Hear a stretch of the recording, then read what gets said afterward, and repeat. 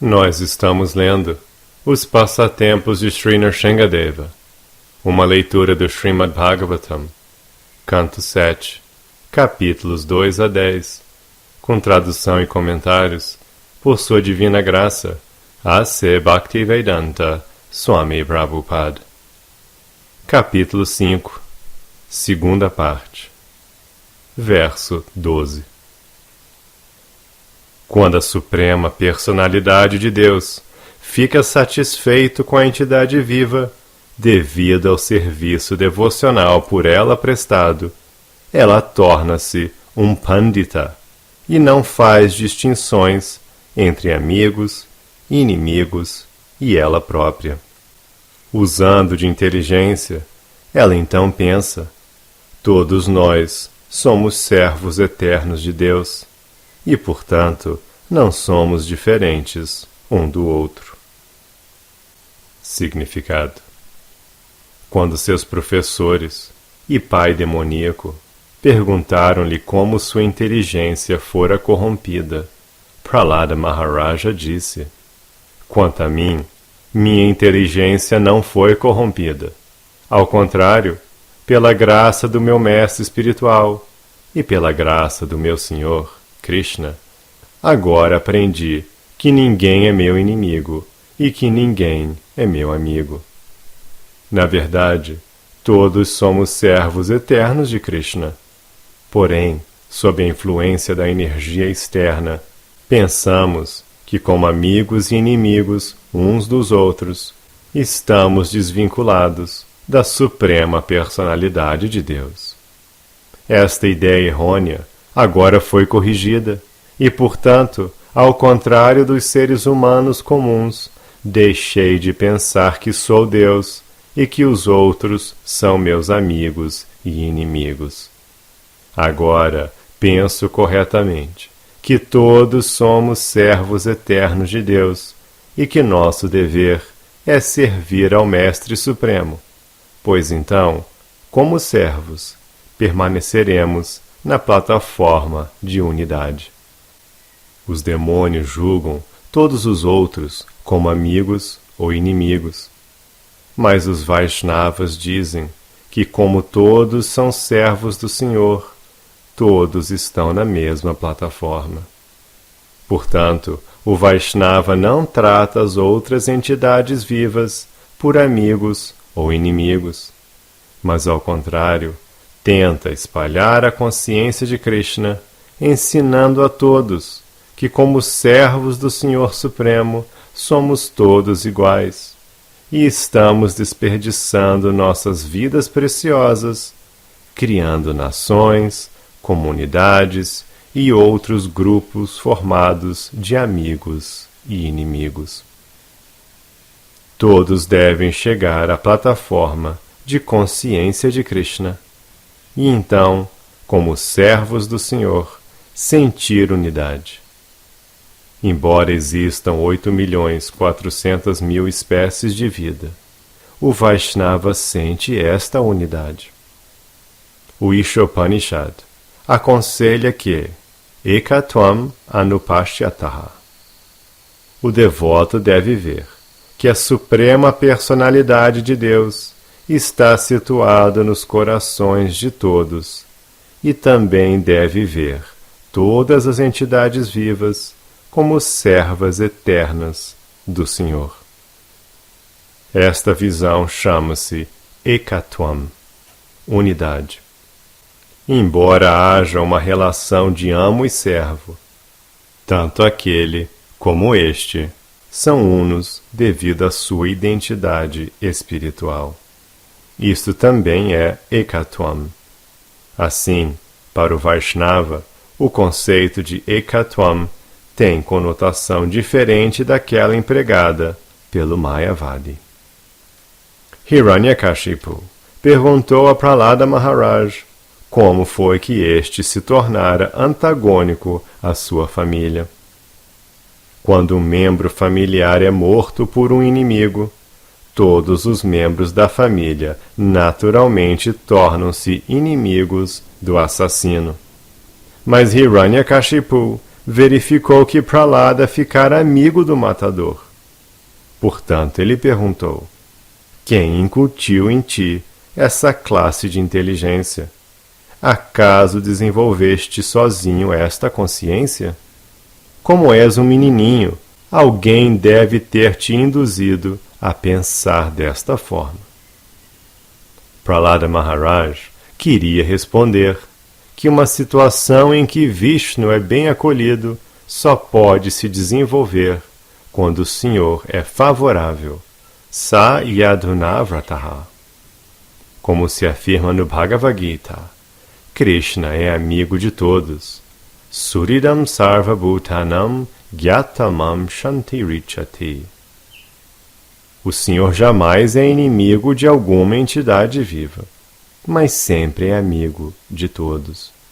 Esta compreensão é verdadeira. Quem pensa que o Senhor é inimigo, sua inteligência é Pashu Buddhi, inteligência de animal. Ela pensa falsamente: sou diferente do meu inimigo, e ele é diferente de mim. O inimigo fez isso, e portanto é meu dever matá-lo. Este conceito errôneo é descrito neste verso como Bheda Gatasati. O fato verdadeiro é que todos somos servos do Senhor, como Sri Chaitanya Mahaprabhu confirma no Chaitanya Charitamrita.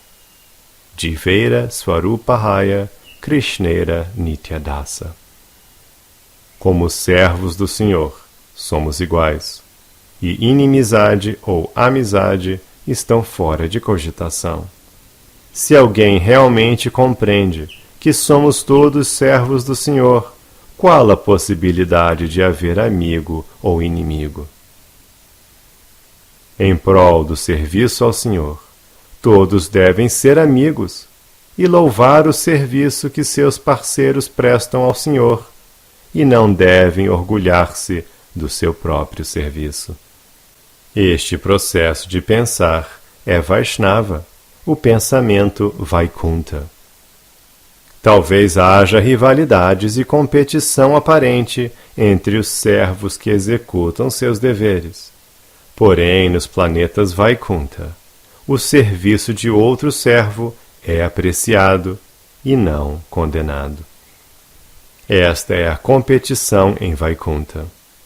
Inimizade entre servos está fora de cogitação. Ao prestar serviço ao Senhor, todos devem ter a permissão de dar o máximo de si, e todos devem valorizar o serviço prestado pelos outros. São essas as atividades de Vaikunta. Uma vez que todos são servos, todos estão na mesma plataforma e têm permissão de servir ao Senhor de acordo com sua habilidade pessoal. Como se confirma no Bhagavad Gita 15.15, Sarvasya chaham ridi sanivishto matasmirti jnanam apohanam cha. O Senhor está situado nos corações de todos, dando orientação de acordo com a atitude do servo. Entretanto, os não devotos e os devotos recebem do Senhor ordens diferentes. Os não devotos desafiam a autoridade do Senhor Supremo, e, portanto, as ordens do Senhor são tais que, vida após vida, os não devotos esquecem-se da prestação de serviço ao Senhor e são punidos pelas leis da natureza. Mas quando um devoto quer muito sinceramente prestar serviço ao Senhor, o Senhor lhe apresenta algo bem diferente. Como o Senhor diz no Bhagavad Gita 10.10, Tesham satata yuktanam bhajatam preti purvakam dadami buddhi yogam tam yena mam upayanti te. Aqueles que estão constantemente devotados e me adoram com amor, dou-lhes a compreensão mediante a qual podem vir a mim. Na verdade, todos somos servos e não inimigos ou amigos, e todos trabalhamos sob diferentes orientações do Senhor, que dirige cada entidade viva de acordo com a mentalidade que ela possui. Verso 13. As pessoas que sempre pensam em termos de inimigo e amigo são incapazes de descobrir que a super-alma está dentro delas mesmas. Sem nem precisar mencioná-las, mesmo seres tão elevados como o Sr. Brahma, que são plenamente versados na literatura védica, às vezes ficam confusos com o processo mediante o qual executam-se princípios do serviço devocional. A mesma Suprema Personalidade de Deus, que criou esta situação, com certeza deu-me a inteligência para eu tomar o partido do vosso pretenso inimigo. Significado. Prahlada Maharaj admitiu francamente: meus queridos professores, pensais erroneamente que o Senhor Vishnu é vosso inimigo. Porém, como ele mostra-se favorável a mim, compreendo que ele é amigo de todos. É provável que pensais que eu tomei o partido do vosso inimigo, mas a verdade é que ele concedeu-me um grande favor. Verso 14. Ó Brahmanas, professores, assim como o ferro atraído por uma pedra magnética move-se automaticamente rumo ao imã, minha consciência, tendo sido mudada por sua vontade, sente-se atraída ao Sr. Vishnu, que carrega um disco em sua mão. Logo, não tenho independência. Significado. É natural que o ferro seja atraído pelo imã. Do mesmo modo, é natural que todas as entidades vivas sintam-se atraídas a Krishna, e, portanto, o verdadeiro nome do Senhor é Krishna, que significa aquele que atrai todos e tudo. Os exemplos típicos dessa atração são encontrados em Vrindavana, onde tudo e todos sentem-se atraídos a Krishna. As pessoas mais velhas, tais como Nanda Maharaj e Yashoda Devi, os amigos, tais como Sridhama, Sudama e outros vaqueirinhos, as gopis, tais como Srimati Radharani e suas companheiras, e mesmo os pássaros, feras, vacas e bezerros sentem-se atraídos. As flores e frutas dos jardins sentem-se atraídas, as ondas do Jamuna sentem-se atraídas, e a terra, o céu, as árvores, as plantas, os animais e todos os outros seres vivos sentem-se atraídos a Krishna. Esta é a situação natural de tudo em Vrindavana. O extremo oposto dos afazeres de Vrindavana é o mundo material, onde ninguém se sente atraído a Krishna, e todos sentem-se atraídos a Maya.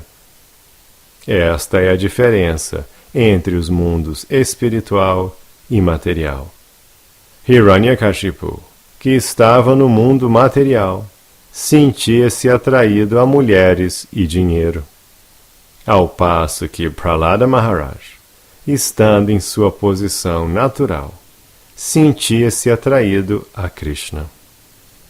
Em resposta à pergunta formulada por Hiranyakashipu, segundo a qual ele queria saber por que Prahlada Maharaj tinha uma visão distorcida, Prahlada disse que sua visão não era distorcida, pois em sua posição natural, todos sentem-se atraídos a Krishna.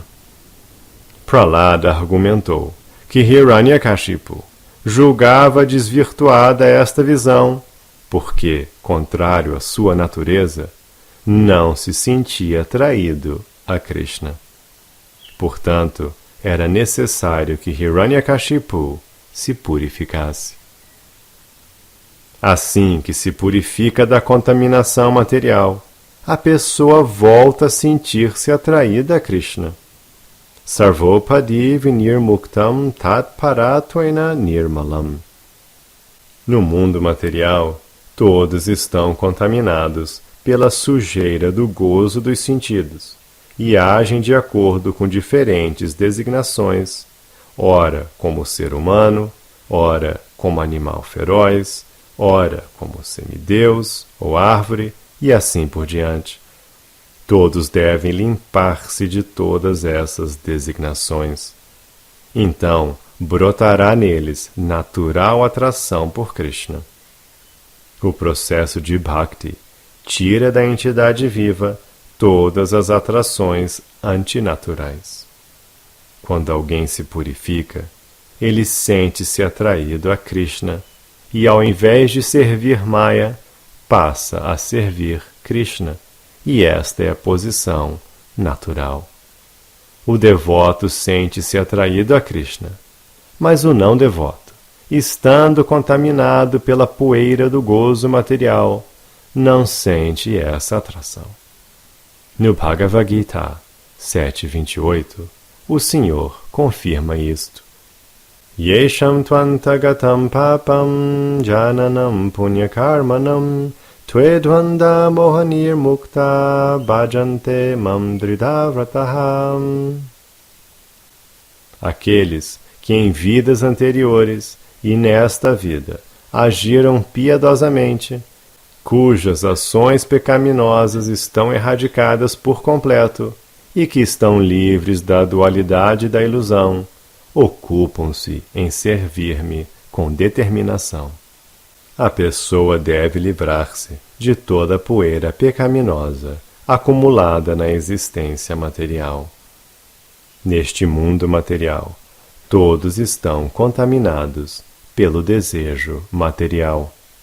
Enquanto alguém não se livrar de todos os desejos materiais, Anyabhilashita Shunyam, ele não poderá sentir-se atraído a Krishna. Verso 15. O grande santo Narada Muni prosseguiu. A grande alma Prahlada Maharaj ficou silenciosa após dizer isto a seus professores, Chanda e Amarka, os filhos seminais de Shukracharya. Esses supostos brahmanas ficaram então irados contra ele. Porque eram servos de Hiranyakashipu, eles ficaram muito pesarosos, e para castigar Prahlada Maharaj, falaram as seguintes palavras. Significado. A palavra Shukra significa sêmen. Por nascimento, os filhos de Shukracharya eram brahmanas. Mas o brahmana de verdade é aquele que possui qualidades brahmínicas. Os brahmanas Chanda e Amarka, sendo filhos seminais de Shukracharya, não possuíam verdadeiras qualificações brahmínicas, pois se ocupavam como servos de Hiranyakashipu. O verdadeiro brahmana fica muito satisfeito ao ver alguém, principalmente seu discípulo, tornar-se devoto do Sr. Krishna. Esses brahmanas destinam-se a satisfazer o Mestre Supremo. O brahmana está rigorosamente proibido de tornar-se servo de alguma outra pessoa, pois esta atividade fica reservada a cães e shudras. O cão deve satisfazer seu amo, mas o brahmana não precisa satisfazer ninguém. Tudo o que lhe compete é satisfazer Krishna. Anukulyena Krishnanushilanam. Esta é a verdadeira qualificação do brahmana.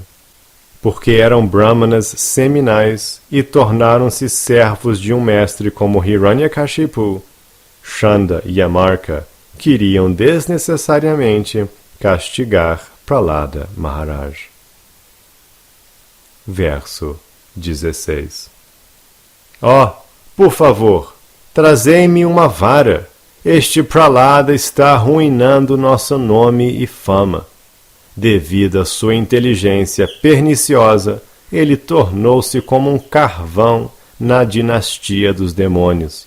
Agora, ele precisa receber a quarta das 4 categorias de diplomacia política. Significado: nos afazeres políticos, quando alguém é desobediente e faz agitações contra o governo, recorre-se a 4 princípios para reprimi-lo: ordens legais, reconciliação, oferecimento de um posto ou, enfim, armas. Quando todos os argumentos falham, ele é punido. Em lógica, isto chama-se argumentum ad baculum.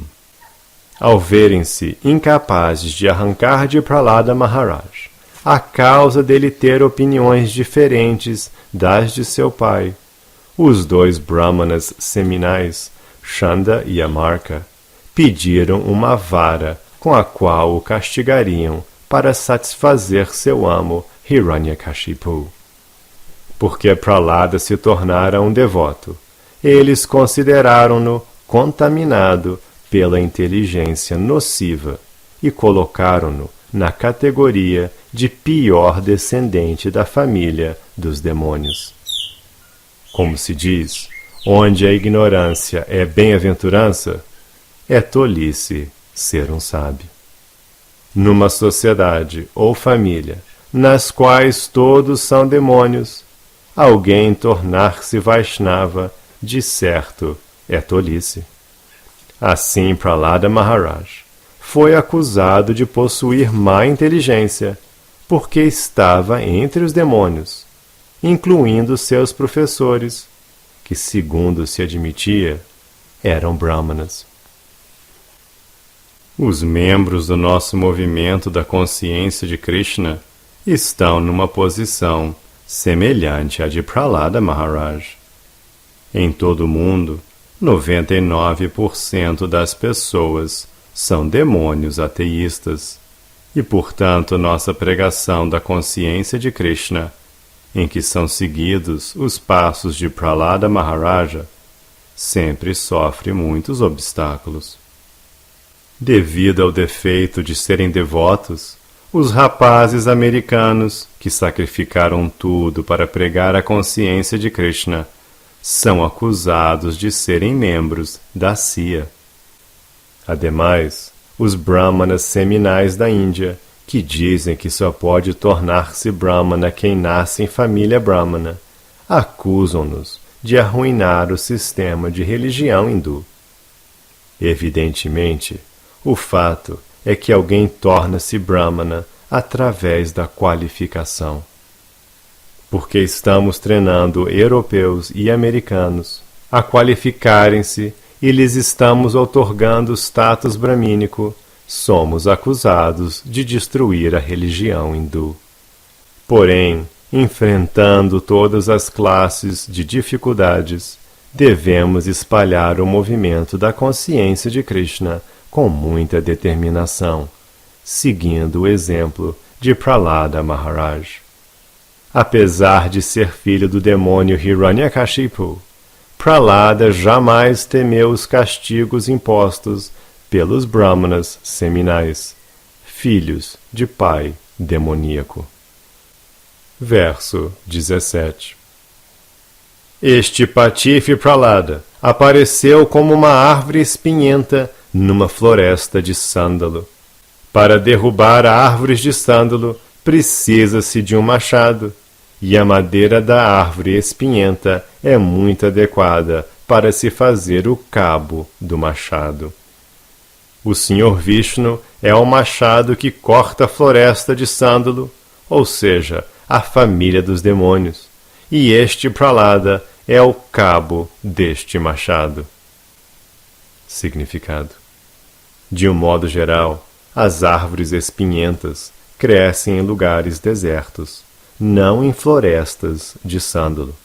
Mas os brahmanas seminais, Chanda e Amarka, compararam a dinastia do Daitya Hiranyakashipu a uma floresta de sândalo, e Prahlada Maharaj compararam a uma agreste e forte árvore espinhenta que poderia fornecer o cabo do machado.